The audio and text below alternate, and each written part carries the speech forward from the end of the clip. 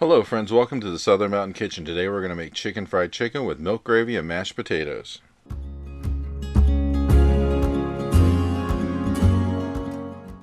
So what we're going to do here basically is kind of make a meal instead of just doing a recipe, because yes, we're making the chicken fried chicken and I'm going to show you how to make gravy. I also have on my channel a video for making made from scratch mashed potatoes. And you can serve this with corn and you got a whole meal here, which is a wonderful thing. And that's what I'm going to show you what it looks like at the end of this video. But this is really not hard to make. It's a really great meal.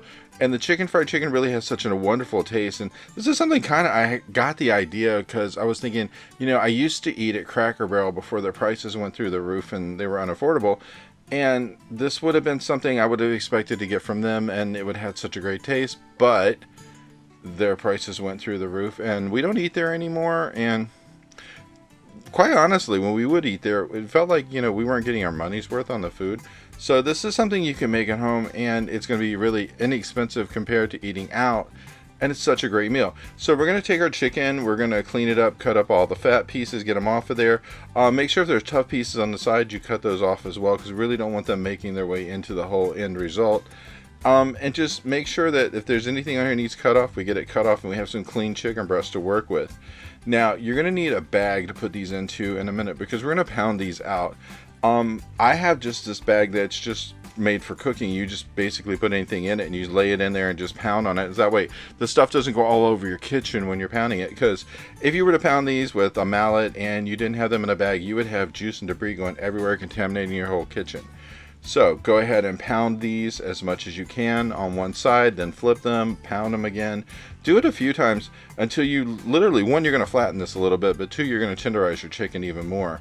And that's the whole point of this. We just want to make sure that, this is flattened out a bit and tenderized. So just work your way through it until you pounded it a few times. And if you don't have a big bag, you can use a small one and do it, in stages. Then we're going to go ahead and make something to bread the outside of this with. So we're using at least about a fourth and a half of all-purpose flour. Depending on how big your chicken breasts are, you might need to add a little bit more flour to it. And then we're going to add a half teaspoon of each: salt, pepper, paprika, garlic powder, and chicken seasoning, because this is going to flavor your chicken. So each one of those is a half a teaspoon. And then we're going to mix this up. So you can use a whisk or a fork or whatever just to pull all that seasoning through the all-purpose flour. Now, when you're looking at your chicken, now mine were like medium-sized breasts. If you had large breasts, you want to probably err more onto a cup and a half of all-purpose flour. I did about a cup and a fourth because mine weren't as huge. So it's just one of those, you need to see how big the chicken is that you're working with. Then we're going to put 2 eggs into a container, bowl, whatever. And then we're going to actually mix these up, so that way they have like a consistency of like making scrambled eggs. Now, once these are mixed up, we are going to add buttermilk to this. So you're going to use at least, I would say, 3/4 of a cup of buttermilk, so that should be enough to coat these. And then mix that into your mix. So that way your eggs and your buttermilk are going to be completely mixed together before we do anything else. And then what we're going to do after this is we're going to put our chicken into this and we're going to let it soak in there for a while. I'd say 10 to 15 minutes, because you want it to take on the taste of the buttermilk. And that's just going to make it a little bit better taste when we cook these. So just put them down in there. If you have to walk away from anything, you can put them in the refrigerator with plastic wrap on top. But like I said, about 15 minutes is really good. And then once they've sat for all that time and they've actually soaked up the buttermilk and got that flavor in, then we're going to dredge these through the flour mix that we put together. So go ahead and get them underneath the line of the milk, so that way they're really coated.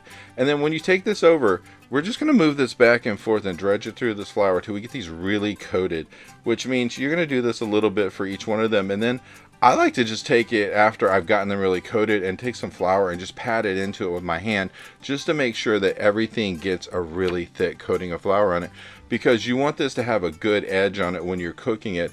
And when you get a decent amount of flour on the outside of it, it's going to be a little bit crispy, a little bit of an edge to the actual whole outside of it, which is really what you want when you're eating this, because once you put the gravy on top, it'll stand up to the gravy and it actually have a great taste. So as you can see, I've gotten all of mine through here. And then after I do this, I'm literally going to go through and just grab some of the flour with my fingers and push it in. Now, just a reminder, whenever you're touching chicken, you need to wash your hands to make sure you don't contaminate things throughout your kitchen, because nobody wants cross-contamination. So just work your way through these, make sure they're really coated well.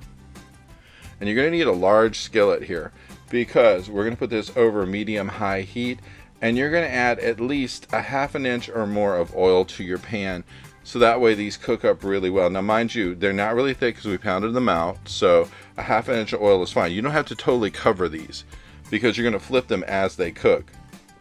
So basically what we're going to do is cook them anywhere from 4 to 5 minutes on each side, and we're going to get a golden brown, and we're going to keep flipping it until we get a really good, like, golden outside to it. But you want to make sure it's cooking through, so you can check this with a thermometer. Make sure your temperature inside the chicken is 165 degrees. Now, when the chicken is in your pan and you have all your pieces in, you can add some salt and pepper to the top and then the bottom when you flip this. I always do it, just gives a little bit of an extra edge to the flavor. And you don't need much. I mean, basically, just sprinkle it over top of here. We're talking just basically not even a ½ teaspoon of salt or pepper. And we're just going to work it around the top, just sprinkle it on top some, make sure it has it. And when it cooks and we flip it, we're going to do it again. So like I said, about 4 or 5 minutes on each side of this, just to get it to the point where it's looking really golden. Now, if yours is not looking golden, you can always flip it and let it cook some more. There's nothing that says you can't flip this more than once. And just check the temperature inside to make sure that it's there. Now, once you've cooked your chicken for at least 10 to 12 minutes completely, it should be cooked through as long as you have smaller pieces. Now, if you have huge breasts, it might take longer for them to cook. But as I said, once I flipped it, I was going to add some salt and pepper to the back side of it. And then we're just going to let this cook through. Now, once this is done, remove your chicken, put it on a rack over a plate. You don't need to put this on paper towels, because if you put it on a paper towel, the oil is going to collect underneath and it's going to make it soggy and it's not going to be so good. But if you put it on a wire rack, it's just going to drip off of there and it's going to stay crunchy on the outside and have that taste that we really want to have. Now, we have a lot of debris and a lot of grease left in this. We're going to take out all but about 4 teaspoons of the grease and some of the debris, because we're going to use this to make the gravy. So what we're going to do, once we've taken it down to at least the 4 teaspoons or so, we're going to add in the same amount of flour. So once we get the flour in there, we're going to go ahead and mix this up. And just keep going on this until you break up the debris that's in the bottom. So just go ahead and work that around in there. And now, as we're going with this, we're going to add milk to this. Now, we're going to have almost 2 cups of milk here going into this. It just depends on how much oil you leave in the pan as to how much of this is you're going to need to work. Because if you have an equal amount of oil and flour and you're putting the milk in, you're going to have to work this until it gets to a point to where it is the consistency of gravy. And if you have way more oil than what I left in mine, you might need more milk and more flour to actually make it balance out. So pour in part of your milk at first, mix it up a little bit, and then come back and pour the rest of it in. And then we're going to add some salt and pepper to this, because we're going to have like maybe 3/4 of a teaspoon of salt and 1/3 of a teaspoon of pepper to this, just to actually give it some flavor. Because mind you, it's already got some flavor from the debris that was in the bottom and in the oil, because that cooked off of the chicken. So once you get this in here, we're just going to like keep going with this until we stir it until it thickens, and this is what it looks like when it thickens. Now, as I said, I have another video for making mashed potatoes from scratch. I will leave a link down into the bottom of this in the description, so that way you can go to that if you want to. But otherwise, we're going to put this on the plate. We have mashed potatoes, we have corn, we have the chicken we just made, and we're going to serve some gravy over top of this, just to actually set it off, because you want to put the gravy over top the chicken and the mashed potatoes. And I got to tell you, this has such an amazing flavor when it's done. I hope you liked this video, and if you did, please like and subscribe. And if you get a chance, check out the Southern Mountain Kitchen website, where you can get a free recipe, check out the cookbooks available from the Southern Mountain Kitchen, and if you'd like to, you could order a cookbook at a discounted price, cheaper than Amazon, with shipping that is also cheaper than Amazon. So if you get a chance, check it out, and I hope you have a great day.